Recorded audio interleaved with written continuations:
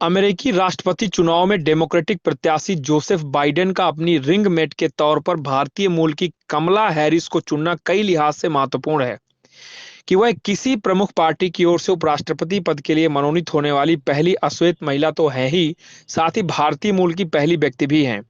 कमला Harris के पिता Donald Harris Jamaica से और मां श्यामला गोपालन भारत के तमिलनाडु से हैं। आज की तारीख में यह दोनों पहचानने काफी महत्वपूर्ण मानी जा रही हैं। कहा जा रहा है कि इससे उन्हें उपेक्षित पीड़ित अमेरिकी नागरिक समूहों से जुड़ने में, उनकी तकलीफों, उनके संघर्षों को समझने में मदद मिलेगी। मगर उनकी उम्मीदवारी को अहमियत दिलाने में इन पहचानों से ज्यादा बड़ी भूमिका अब तक किए गए उनके कार्यों को माना जा रहा है। पिछले साल अश्वेत अस्मिता के प्रतीक मार्टिन लूथर किंग की पुण्यतिथि के मौके पर उन्होंने राष्ट्रपति पद के लिए अपनी उम्मीदवारी घोषित की थी।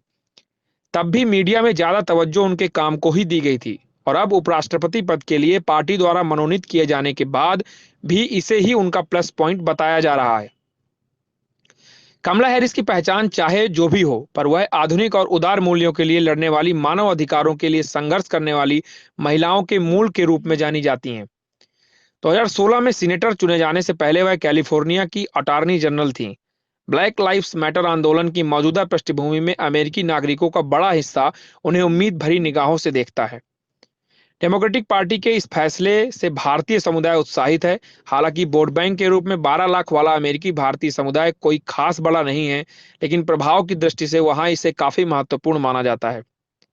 यही वजह है कि परंपरागत रूप से डेमोक्रेट समर्थक समझी जाने वाली इस बिरादरी का समर्थन हासिल करने के लिए ट्रंप काफी मशक्कत कर रहे हैं। पिछले राष्ट्रपति चुनाव के दौरान उन्होंने अब की बार ट्रंप सरकार भारत प्रेरित नारा उठा लिया था। हालांकि उसके बाद भी भारतीय समुदाय की 80% वोट डेमोक्रेटिक प्रत्याशी के पक्ष में ही गए थे।